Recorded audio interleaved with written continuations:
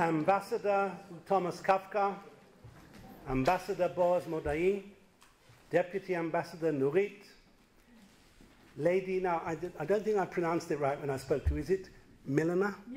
Milena. Yeah. Lady Milena, our guest of honor this evening, friends, ladies and gentlemen. The Jewish Historical Society, in cooperation with the Irish Jewish Museum, the Czech Embassy and Dublin City Libraries, is delighted to welcome you to this symposium dedicated to Sir Nicholas Winton, who celebrated his 104th birthday last weekend, and we'll hear a little bit more about that, I'm sure, later. Some of you will have watched one or both of the movies that were screened yesterday and today at the Redefines Library. Those of you that did will agree that both of them, the fictionalized version of the story and the documentary, just very, very moving. So, without further ado, I would allow me to invite Ambassador Tomas Kafka to welcome you. The ambassador said yes to my suggestion for co-hosting the symposium before I had finished my sentence. Thank you.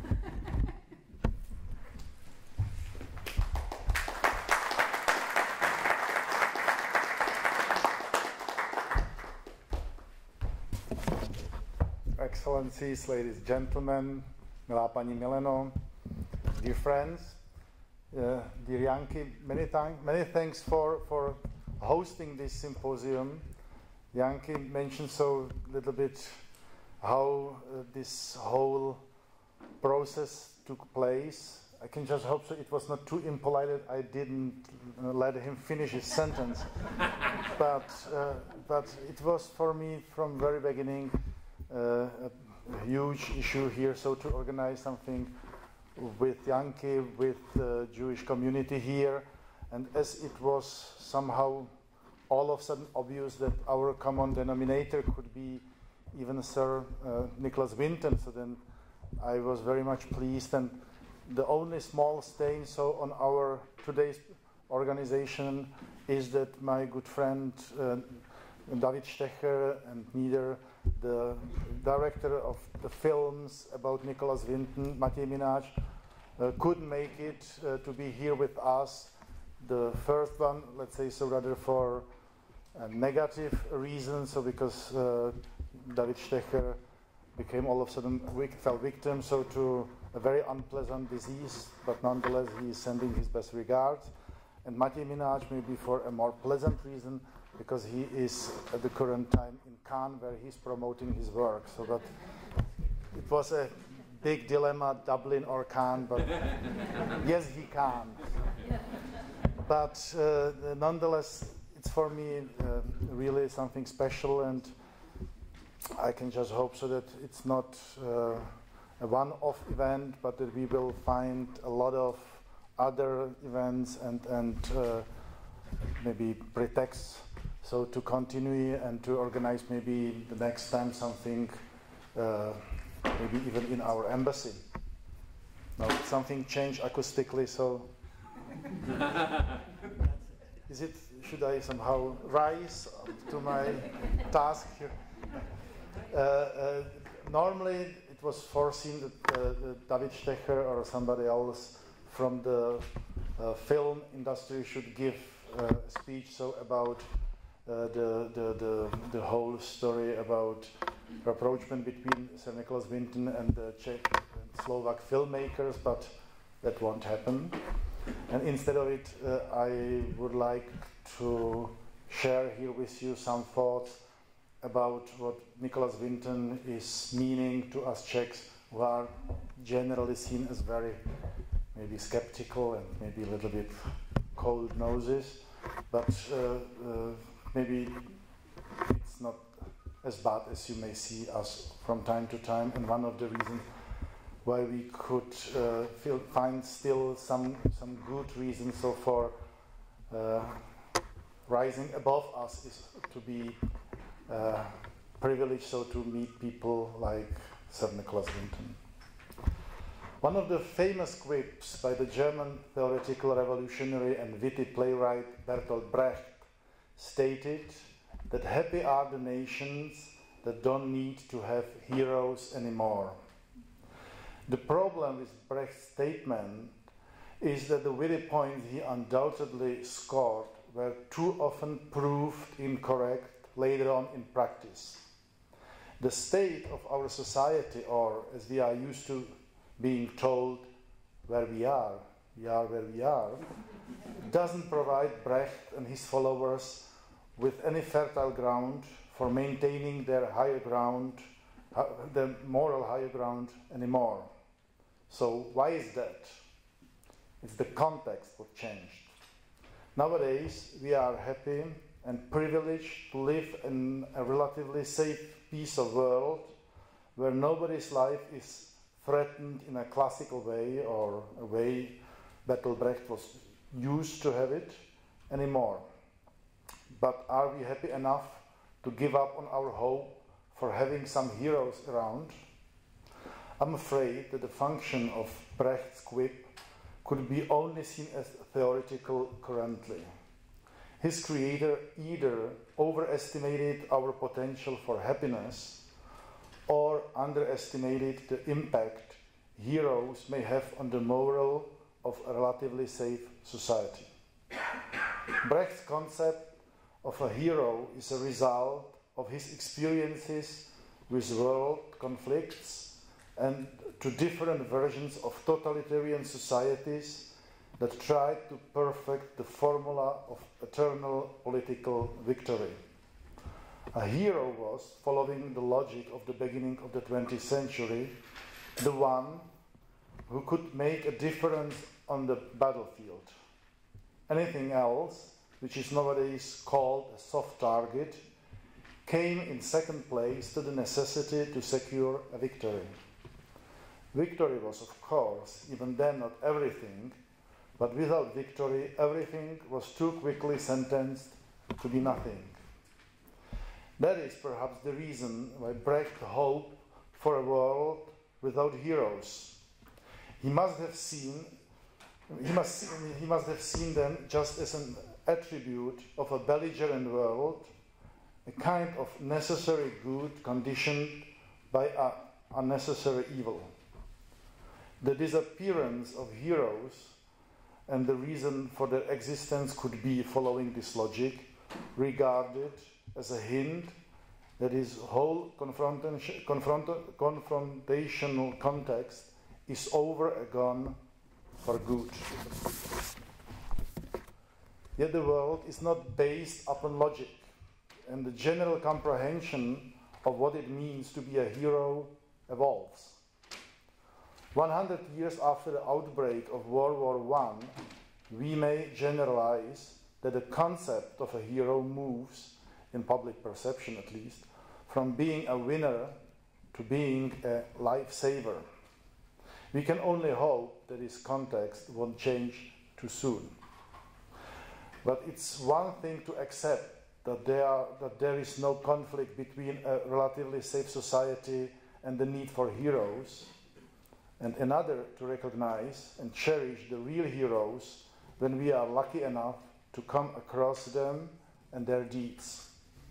Our problem is, unfortunately, that we are used to spending so much time on our doubts and hesitations regarding the supposed message and motives of our heroes that it's often too late for us to act adequately and help them with their mission in time.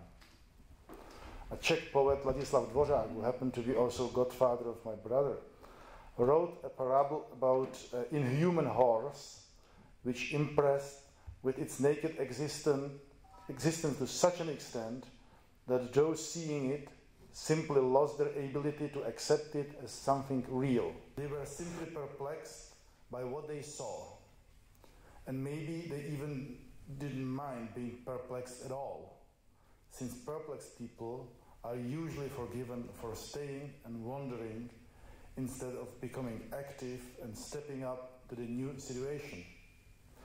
This sense is perhaps nothing we can be proud of afterwards, but in the real time, it's simply human. It is more human, I dare to say, than bringing the inhuman horse some water or fodder just in case that it may need it. Unfortunately, our failure to accept an inhuman horse and cherish its existence didn't make this horse simply disappear. The good news is that it exists nonetheless. And even better is that this good news doesn't just appear in parables, and then we are often given more than just one chance to recognize a great individual in our lives and to help him with his mission, at least to a small extent. Sir Nicholas Winton, or as he is announced in our program, the man who saved hundreds of children from death in the Holocaust, is one of the real heroes whose mission is definitely worthy of being followed. He was 104 years old last Sunday, yet his deeds and legacy seem to resonate within the younger generation even more than within his contemporaries, who perhaps spend way too much time considering the real possibility of his existence.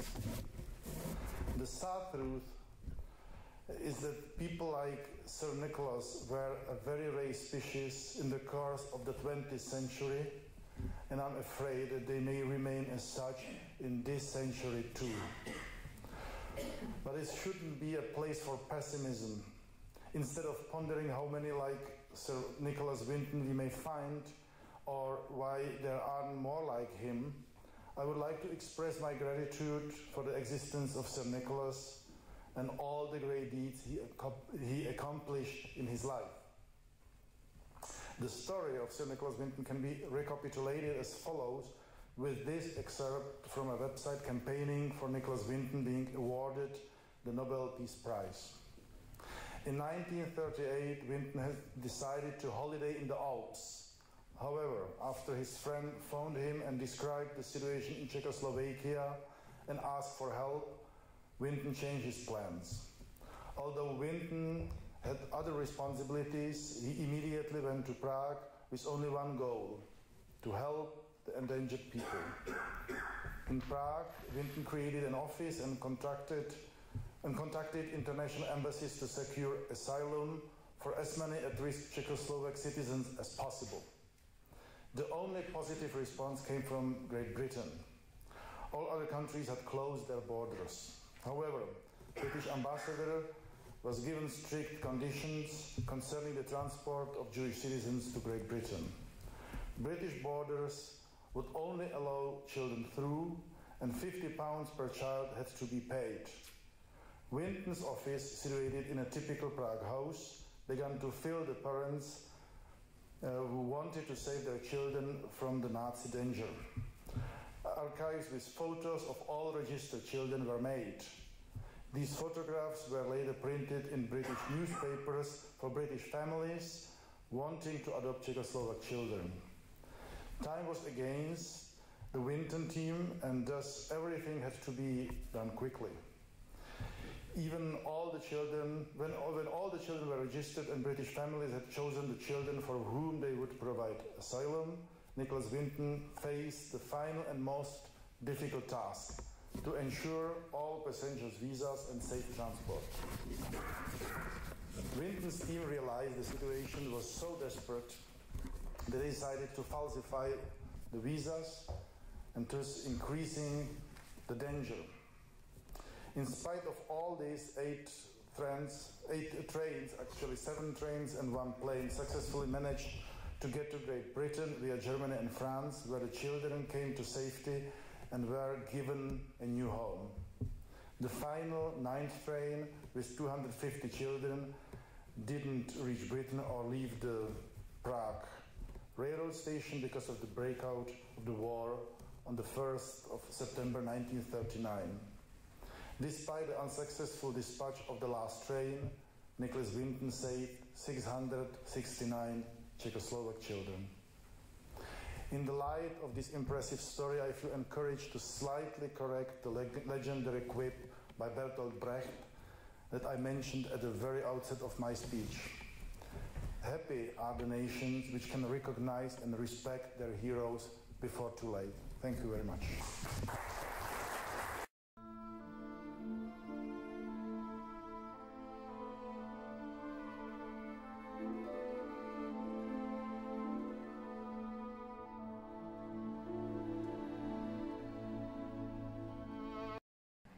just somehow there is not so much what needs to be said anymore, but one small thing nonetheless. Thank you very much, Milena, and thank you very much, Janky. It's not easy somehow to deal with the both entities, with the historical context and with the private memory. But in order so not to be perhaps so frustrated, so with the tensions which may from time to time appear, there is maybe a small ventile for all of you, maybe as the first lesson we may learn from our beautiful gathering today. And it's the fact so then some Czech pupils are running again a campaign for Nicholas Winton being awarded the Nobel Prize, Peace Prize. Sorry. So occasionally it's the question: so who deserves more somehow attention, whether the candidate or the prize by itself? So because maybe I don't think so that Nicholas Winton needs it truly. So because he is a hero and he is a character. Maybe occasionally I'm rather afraid so that that the Nobel Prize award needs a little bit so to get some reputation from time to time. But if you would like to do something for this, I'm repeating again, so it's an initiative embraced by the students of the boarding school in Czech Republic, then there is an online petition where everybody could sign up. Maybe so similarly literated with the technical tools like Janky. So therefore I won't try now so to tell you what's the link and how to log in, but I brought at least so a couple of copies. So where is the text, not the text, where is just the link to the petition. So if you will feel up to it, so nobody is forced of course, but it's just so an idea. And otherwise, thank you very much for everything. And once again, so it was really for me a great moment, not only of my staying here, but in general. Thank you very much.